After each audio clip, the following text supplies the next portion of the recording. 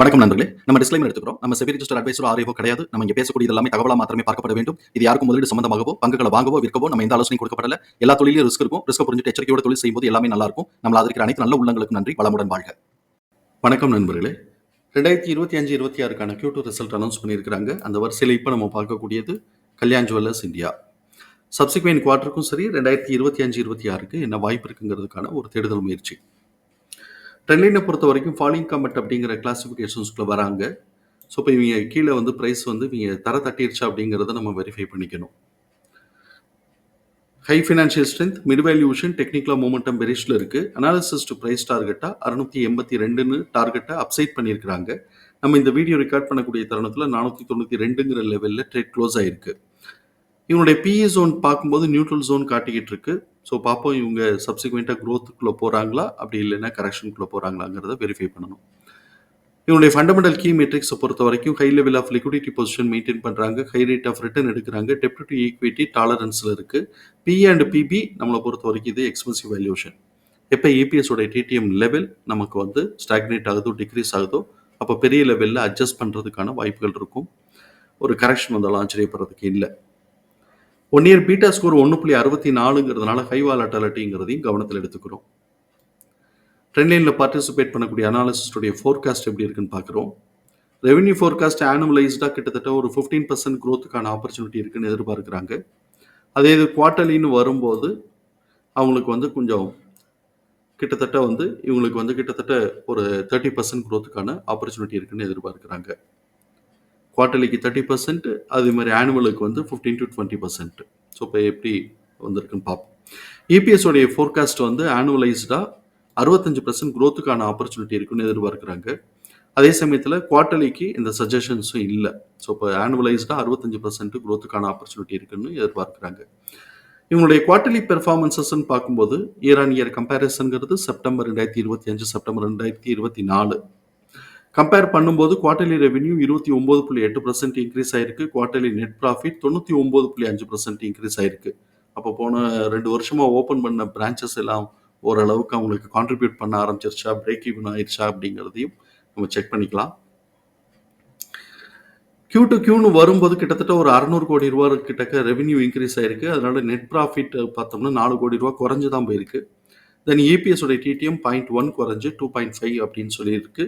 EPS வந்து 0.1 குறைஞ்சு 2.5 அப்படிங்கிற லெவலில் இருக்குது. இபிஎஸோட டிடிஎம் பார்த்தோம்னா 9 அப்படின்னு இருக்குது. ஸோ இப்போ 9ங்கிறது போன தடவை காட்டிலும் 1.2 கூட இருக்குது. அதனாலவே இன்க்ரிமெண்டல் ட்ரெண்டில் மெயின்டைன் பண்ணிட்டு இருக்கிறான். கடந்த 5 குவார்ட்டராக நம்ம பார்த்தோம் அப்படின்னு சொன்னால் இன்க்ரிமெண்டல் ட்ரெண்டை மெயின்டைன் பண்ணிட்டு இருக்கிறாங்கிறத கவனத்தில் எடுத்துக்கிறோம். இப்படிப்பட்ட இந்த சூழலில் எம்எஃப் தன்னுடைய ஹோல்டிங்லேருந்து எம்எஃப் வந்து 1.74% இன்க்ரீஸ் பண்ணி வச்சிருக்கிறாங்க. இன்ஸ்டிடியூஷன்ஸ் 1.49% குறைச்சி வச்சிருக்காங்க. எஃப்ஐஎஸ் 2.71% குறைச்சி வச்சிருக்காங்க. இது சிக்னிஃபிகண்ட்டாக நம்ம நோட் பண்ண வேண்டியது. எஃப்ஐஎஸ் அவங்களுடைய இன்வெஸ்ட்மெண்ட்டை கொஞ்சம் குறைச்சிருக்கிறாங்க அப்படிங்கிறத நம்ம கவனத்தில் எடுத்துக்கிறோம். இவங்களுடைய இபிஎஸ் தகவல்களை நம்மளுடைய எக்ஸல் ஃபார்மேட்டில் நம்ம போட்டிருக்கிறோம். நம்ம இங்கே கவனிக்கக்கூடியது book value 46.5, fair price 97, current price 492, fair price current ப்ரைஸோட ரேஷியோ 5.7ன்னு இருக்கு. இது நம்மளை பொறுத்த வரைக்கும் எக்ஸ்பென்சிவ் வேல்யூஷன் தான். ஆல்ரெடி நம்ம வந்து PE and PB expensive valuation பார்த்துருக்குறோம். இப்போ நமக்கு வந்து ஃபேர் ப்ரைஸ் கரண்ட் ப்ரைஸோட ரேஷியோவும் நமக்கு எக்ஸ்பென்சிவ் வேல்யூஷன் இண்டிகேட் பண்ணுது. ஸோ ரொம்ப கேர்ஃபுல்லாக இருக்கணும். இப்போ நமக்கு வந்து நெக்ஸ்ட் குவார்ட்டருடைய ஆக்சுவல் ரிசல்ட் வர்ற வரைக்கும் இவனுடைய பிஹேவியர் எப்படி இருக்க வாய்ப்பு இருக்குது அப்படின்னு சொல்லிட்டு நம்ம பார்க்கணும். அதுக்கு நம்ம கரண்ட் இபிஎஸோட டிடிஎம் நம்ம அனாலிசிஸ்க்கு எடுத்துக்கிறோம். கரண்ட் இபிஎஸோட டிடிஎம் 9, அது ஆவரேஜ் பண்ணும்போது 2.25ன்னு வருது. இதுதான் நெக்ஸ்ட் குவார்ட்டருக்கான ஆவரேஜ் எஸ்டிமேட்டட் இபிஎஸ். இது வந்து நெக்ஸ்ட் குவார்ட்டருக்கு எக்ஸிட் ஆக போகிறது 2.10. ஸோ இப்போ இது ரெண்டுத்தையும் கம்பேர் பண்ணும்போது ஆவரேஜ் எஸ்டிமேஷன் 0.15 கூட இருக்குது. இப்போ இந்த ஃப்ராக்ஷனை விட்டுட்டு பார்த்தோம்னா ஸ்டாக்னேட் ஆகுதுங்கிறத கவனத்தில் எடுத்துக்கிறோம். அதே சமயத்தில் ஆவரேஜ் எஸ்டிமேஷன் இபிஎஸோடைய டிடிஎம் ஆவரேஜ் எஸ்டிமேஷன் நம்ம பார்க்கும்போது குமுலேட்டிவ் ஆவரேஜை காட்டிலும் 0.3 கம்மியாக இருக்குது. ஸோ இப்போ இது எல்லாமே மோர் ஆர்லெஸ் நம்ம ஃப்ராக்ஷனை விட்டு பார்த்தோம்னாக்க ஸ்டாக்னேட் ஆகுது. ஃப்ராக்ஷனோட நம்ம பார்த்தோம்னா குமுலேட்டிவ் ஆவரேஜை காட்டிலும் இவங்க வந்து டிடிஎம் ஆவரேஜ் வந்து கம்மியாக இருக்குது அப்படிங்கிறத நம்ம பார்க்குறோம். இப்போ நம்ம வந்து ஃபஸ்ட்டு அண்டு வந்து இன்டர்பிரேஷன்ஸ் எப்படி இருக்குன்னு பார்க்கலாம். இப்போ இபிஎஸோட டிடிஎம் ஆவரேஜ் 2.25, எக்ஸிட் ஆக போகிறது 2.10, 0.15 கூட இருக்கிறதுனால ப்ரீவியஸ் குவார்ட்டருடைய ஹைட்டை மேலே உடைக்கிறதுக்கான ஒரு சாத்தியக்கூறுகள் இருக்கு. அட்லீஸ்ட் அவங்க வந்து ப்ரீவியஸ் குவார்ட்டருடைய ஹைட்ட மேட்ச் பண்றதுக்கான சாத்தியக்கூறுகள் இருக்கு அப்படிங்கிறத பார்க்குறோம். இது ஒரு பாயிண்ட்டு. இன்னொரு பாயிண்ட் பார்த்தோம்னாக்க, எக்ஸ்பென்சிவ் வேல்யூவேஷன் அப்படிங்கும்போது இது வந்து ஒரு சிக்னிஃபிகன்ட்டான ஒரு இது இல்ல. டிஃபரன்ஸ் வந்து கூடுதல் இல்ல. அதனால இவன் வந்து ஒரு மிட் பாயிண்ட் வரைக்கும், அதாவது ப்ரீவியஸ் குவார்ட்டருடைய மிட் பாயிண்ட் வரைக்கும், ப்ரீவியஸ் குவார்ட்டருடைய ரேஞ்சோட மிட் பாயிண்ட் வரைக்கும் போயிட்டு, அதுக்கப்புறம் கரெக்ஷனல் லீட் எடுத்து ப்ரீவியஸ் குவார்ட்டருடைய லோ லெவல்லயே சப்போர்ட் பாயிண்ட் எடுக்கலாம். இல்லாட்டி எக்ஸ்பென்சிவ் வேல்யூவேஷன்ங்கிறதுனால கீழே உடைச்சு கரெக்ஷன் எடுத்துட்டு போகலாம் அப்படிங்கிறது நமக்கு இருக்கு. ஆனா இந்த இடத்துல நம்ம இன்னொரு விஷயத்தை காமன் சென்ஸ்ல நம்ம பார்க்கும்போது, இப்போ ஃபெஸ்டிவல் சீசன் ஆரம்பிக்கும். அதனால இவங்களுக்கு வந்து நிறைய சேல்ஸ் வந்து பூஸ்ட் ஆகிறதுக்கான வாய்ப்புகள் இருக்கு அப்படிங்கிறதையும் நம்ம வந்து கவனத்தில் எடுத்துக்கிறோம். ஸோ இப்போ அந்த ஆஸ்பெக்ட்ல பார்த்தோம் அப்படின்னு சொன்னா பிசினஸ் growthக்கான ஆப்பர்ச்சுனிட்டி இருக்கு. அப்ப குமுலேட்டிவ் ஆவரேஜ் 2.55 இருக்கு. அதோட ஆவரேஜ் நம்ம பார்க்கும்போது இபிஎஸ் ஓட எஸ்டிமேட்டட் ஆவரேஜ் கம்மியா தான் இருக்கு. ஸோ ப்ரீவியஸ் குவார்ட்டருடைய ஹைட்ட மேல உடைப்பானாங்கிறது நமக்கு சந்தேகத்துக்குரியதா தான் இருக்கு. அட்லீஸ்ட் ப்ரீவியஸ் குவார்ட்டருடைய ஹைட் வரைக்குமாவது growthக்கான ஆப்பர்ச்சுனிட்டி இருக்குன்னு பார்க்கலாம். கீழே வந்து அவன் ப்ரீவியஸ் குவார்ட்டருடைய லோவை கீழே கட் பண்ணுவானா அப்படின்னு சொன்னாக்க, நெக்ஸ்ட் குவார்ட்டருக்கு பிசினஸ் growth கொஞ்சம் நல்லா இருக்கிறதுக்கு வாய்ப்பு இருக்கு. சிச்சுவேஷன் சினரியோ இருக்கிறதுனால, ஒருவேளை அவன் வந்து அந்த ப்ரீவியஸ் குவார்ட்டருடைய லோலயே சப்போர்ட் எடுக்கலாம் அப்படிங்கிறது ஒரு ஃபர்ஸ்ட் ஆப்பர்ச்சுனிட்டி. செகண்ட் ஆப்பர்ச்சுனிட்டி தான் ட்ரேடர்ஸ் எக்ஸ்பென்சிவ் வேல்யூவேஷன் கரெக்ஷன் எடுத்துருவோம், அட்ஜஸ்ட் பண்ணுவோம் அப்படின்னு சொன்னாங்கன்னா, லோ உடைக்கிறதுக்கு வாய்ப்பு இருக்குங்கிறத கவனத்தில் எடுத்துக்கிறோம்.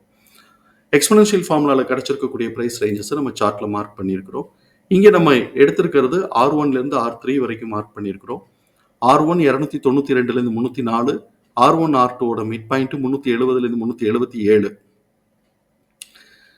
R2 452லேருந்து 461, R2 R3ஓட மிட் பாயிண்ட் 542லேருந்து 556, R3 653லேருந்து 664. எக்ஸ்பென்சிவ் வேல்யூவேஷன்ங்கிறத மறந்துடக்கூடாது. இப்போ இவன் என்ன பண்ணியிருக்கிறான்னு பார்த்தோம்னா, ப்ரீவியஸ் குவார்ட்டருடைய லோவை இன்னும் கீழே உடைக்கல. அதுக்கு பதிலாக இவன் கிட்டத்தட்ட மிட் பாயிண்ட் வரைக்கும், ப்ரீவியஸ் குவார்ட்டருடைய ரேஞ்சோட மிட் பாயிண்ட் வரைக்கும் போயிட்டு அப்படியே கீழே கரெக்ஷன் எடுத்திருக்கிறான். ஏன்னா நமக்கு எக்ஸ்பென்சிவ் வேல்யூவேஷன் மேலே உடைக்கிறதுக்கான வாய்ப்புகள் இப்போதைக்கு இந்த இடத்துல நமக்கு மேத்தமெட்டிக்கலாக சப்போர்ட் ஆகலை. சப்போஸ் கரெக்ஷனல் லீட் எடுக்கிறாங்க அப்படின்னு சொன்னால் ப்ரீவியஸ் குவார்ட்டருடைய லோவில் மேக்ஸிமம் சப்போர்ட், அதாவது R2 ரேஞ்சிலே சப்போர்ட் எடுக்க வாய்ப்பு இருக்குது.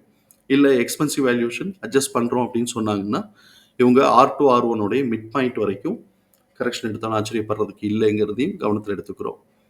அடுத்த குவார்ட்டருக்கு நல்ல ரிசல்ட் வந்து பூஸ்ட் ஆகுது அப்படின்னு சொன்னால் மிட் பாயிண்ட்டை உடைச்சுன்னா R3க்கான வாய்ப்புகள் இருக்கலாம். பட் R3ங்கிறது இன்னமும் எக்ஸ்பென்சிவ் வேல்யூவேஷன். அந்த அளவுக்கு அதை மேட்ச் பண்ணுற அளவுக்கு இவங்களுடைய growth இருந்தது, இபிஎஸ் உடைய growth இருந்தது அப்படின்னு சொன்னாக்க ஒருவேளை R3க்கு போகலாம். இல்லாட்டி இந்த ரேஞ்சுக்குள்ளேயே சுற்றிட்டு இருக்க வாய்ப்பு இருக்கும். தகவல் பயனுள்ளதாக இருக்கும் நம்புகிறோம். தகவல் பயனுள்ளதாக இருந்ததுன்னா சங்கருக்கு ரொம்ப சந்தோஷம். நம்மளை ஆதரிக்கிற அனைத்து நல்ல உள்ளங்களுக்கு நன்றி. வளமுடன் வாழ்க.